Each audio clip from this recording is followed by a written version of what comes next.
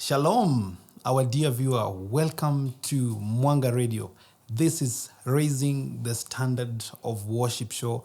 My name is Ben Ambani. This is the show that we equip worship leaders to be more like Christ.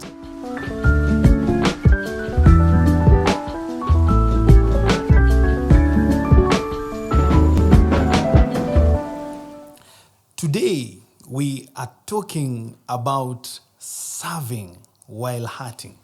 Is it possible to serve and you're hurting? Anybody can be hurt. Whether you are a worship leader in church, you are an usher, you're a music minister, you have served for 100 years or 10 years, you can be hurt by someone. And my senior pastor always says, hurting people hurt others. I remember when we were in our primary school, we had one of these science teachers, and she was one of the best teachers in the school. And this teacher was very good at her work. Though she only had one challenge. Anytime she had issues in her family or probably in the staff room, she could transfer her anger to the students. In fact, she could come to class and just beat students anyhowly. I remember there are times she could use even abusive words. And this was just because she was transferring her anger. And this brings us to the question, and we are asking, should we serve while hurting? Is it possible for you to serve while hurting? The truth is, people process pain differently. That is true. I'm not an expert in psychology, but at least I know people process pain differently. And the truth is that you can be hurt. And you can be hurt by something small or something that is really big, and people can say, even if I was the one, this one was big. Or it can be just a small thing. But the thing is, you can be hurt somehow. I've seen, for example, I've seen in churches or in worship teams, you just start noting some trends from some people. For example, this is a bass guitarist. He was a very committed person in the worship team. He could always keep time. But you realize of late, someone is not keeping time. You just realize some excuses here and there. Someone is saying, allow me not to serve this week. Allow me not to serve this week. I'll serve the other week. When it comes to the other week, he's postponing and saying, oh, I will do this and this. Or a lead singer is telling you, this week, allow me just to back up. But when you follow keenly, you realize these people were hurt somewhere. They were hurt somewhere, but you cannot tell. So they are reacting this way because they were hurt somewhere. So it is true that as a worship leader or a minister, you can be hurt somewhere or somehow. Despite the fact that we've got different personalities and we process pain differently, there is the way the Bible recommends for us to behave in times when we are angry. Now, let's just see what the Bible says, because it is okay. It is okay to feel hurt. You're a human being. It is okay. But now, what does the Bible say about this? Psalms chapter 4 and verse 4. It is talking about be angry, yet do not sin on your bed. Search your heart and be still. How possible is this? Be angry and do not sin. How possible is it to be angry and at the same time you're not sinning? In other words, it is just saying, don't sin by letting anger control you. What brings the difference is how you handle the emotions. If you let emotions control you, then you will miss it. You've seen in the news, like there was a story somewhere, it was a sad story. There was this kid who took 50 shillings. I don't remember whether it was 50 or 100 Kenyan shillings that were meant to buy sugar. Then the dad just realized that the boy took the money and he bought mandazi. And this boy, and this father came with a panga, cutting the mother and everyone in the house, just because of how he was not able to control his emotions. And it caused death, a painful death in that family. How we react to things really matters, because sometimes you sit down and you look at the things you've done and you're like, I wish I knew. There is the way the Bible is teaching us. And by the way, how you handle your anger will determine whether you're born again or not.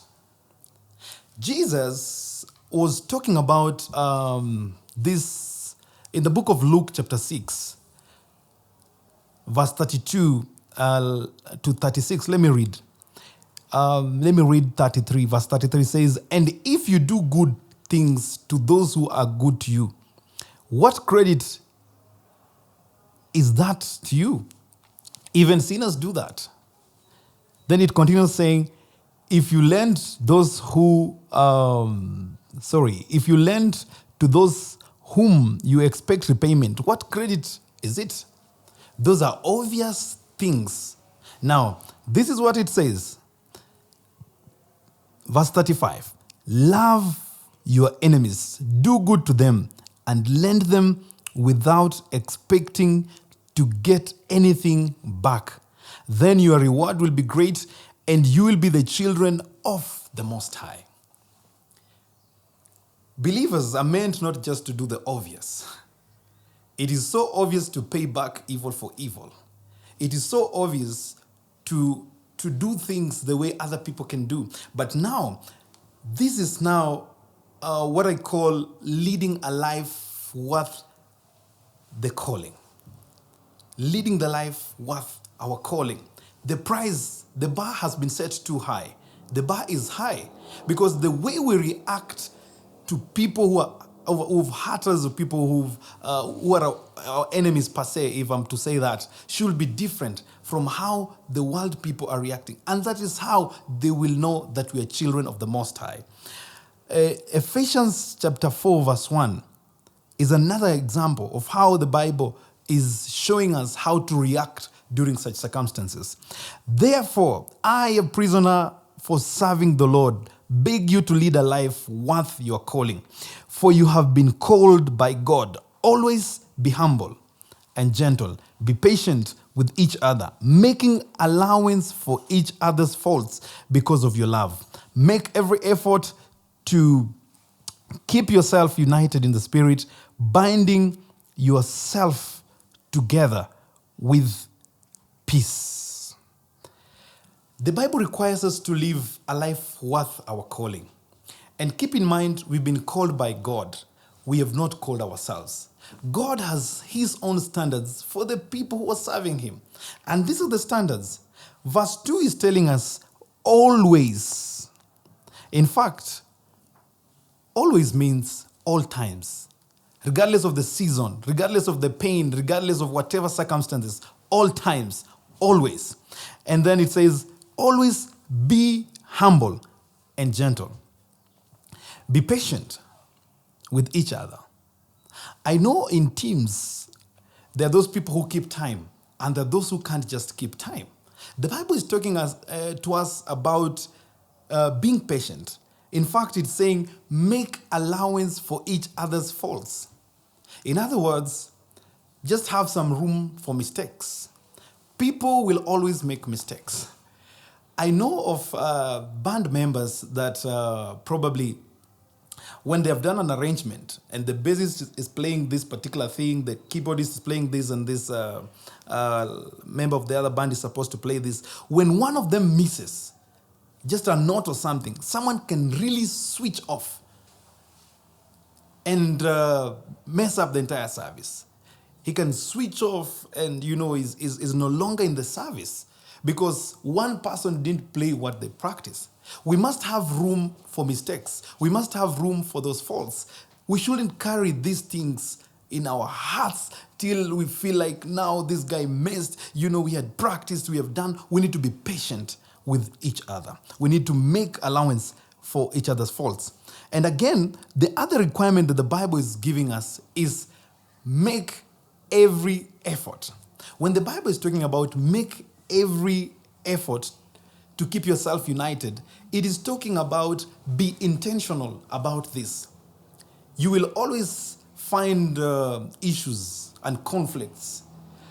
People will hurt you.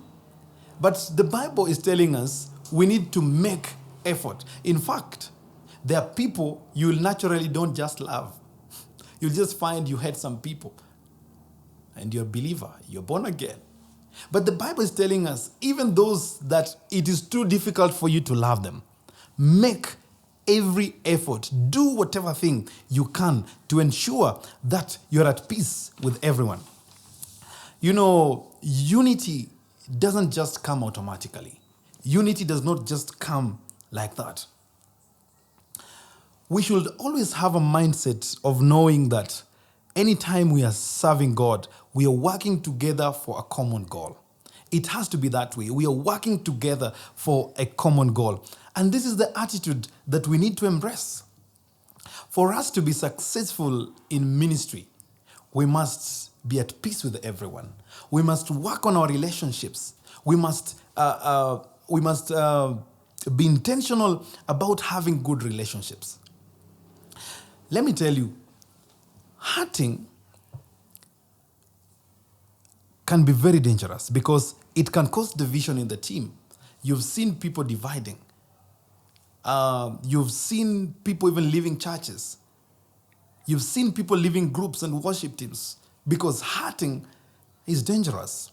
Hurting can also demotivate. Hurting can distract your commitment to God. I've seen people who have left salvation and said, kama ni hii mambo ya wokovu mistaki. And they have backslid just because of being hurt somewhere. Now, what is the best way to deal with this? What are the practical things that we need to do?